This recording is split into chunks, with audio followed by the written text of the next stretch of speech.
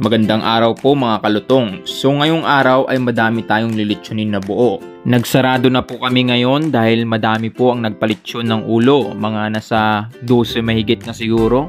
So maraming salamat po sa mga nagpalitsyon. Pasensya na rin po at dahil natanggihan namin ang iba. So kung nakikita nyo, meron po kami ngayong nililitsyon. Madaling araw po namin ito na isa lang. Mga nasa 40 kilos po ito.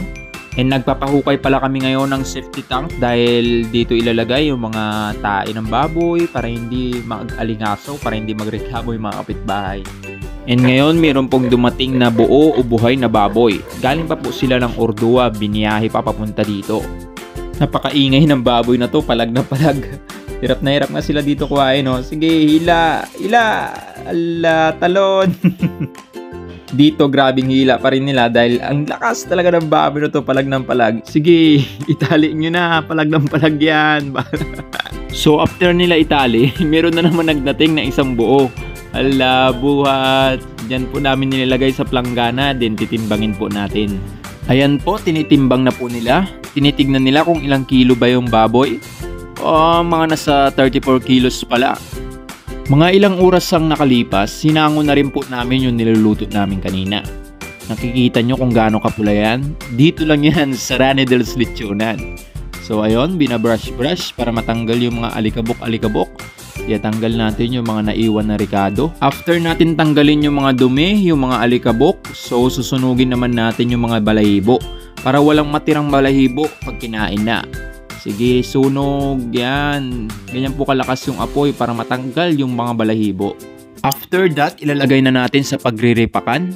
Naglagay tayo dito ng daon ng saging, karton, Manila paper para malinis ang pagripak natin. Hugutin na po nila yung tubo na itinusok sa baboy. Sige, daan-daan lang. Medyo maigpit. Ups, sige, hugot pa. Yan. Yun no, nag-usok-usok pa. Ganyan po kainit yung loob ng baboy. Kaya pag tinusok yung daliri nyo dyan sa puwet, matik, masusunog talaga yung daliri nyo. Sobrang init, nag-usok-usok talaga oh. Yan po, riripakin na po nila. Oo, titingin pa yan. Gagamitan po natin ang straw pang tali o pang ripak para maigpit. Yan, ipagdidikit po natin yung karton para magpit dun sa may lechon. Yan. Ganito po kami mag-repack sa Rani del Litsunan para maisigurado po natin yung lechon nyo pagdating sa binyo ay hindi bali-bali. Ayan, tinatali po natin ng mabuti yung straw para hindi po maghiwalay-hiwalay. Ang angas ng pag-repack natin parang kabaong lang Kulang na lang idala sa sementeryo. Ganyan po kami mag-repack sa Rani del Litsunan. Sinisigurado po namin na pagdating sa binyo ay hindi sira-sira ang lechon nyo. Siguradong malutong pa at masarap kainin. After 1 hour ay nakahanda na ang dalawang buo natin para lechonin ulit. Narikaduhan na ito. So isasalang na po natin. Uunahin nating isalang ang pinakamalaki dahil mas matagal itong lulutuin. So ayun, ipapasok na po natin sa loob ng bakal para paikutin siya ng makina. Isasalansan natin ang mga uling natin para pantay-pantay ang luto. Hindi masusunog ang ulo, pigi. Dapat kailangan pantay-pantay lahat. Ayan, isasalang na natin ang pangalawang buo. Medyo pinahuli-uli natin to ng salang dahil mas mabilis tong lutuin. Nakikita nyo naman na mas malaki yung isa.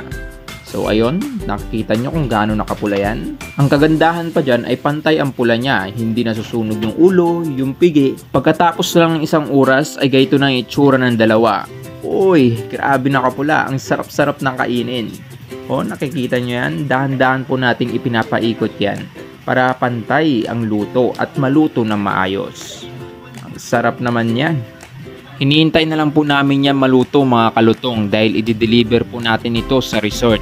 So ano pang hinihintay nyo? Mag-subscribe na po kayo mga kalutong sa channel natin. And magpalitsyon na po kayo dahil tuloy-tuloy lang tayo dito sa Calamansi Street, Rizal Avenue, Nara, Palawan. Ano pang hinihintay mo? Magpalitsyon ka na!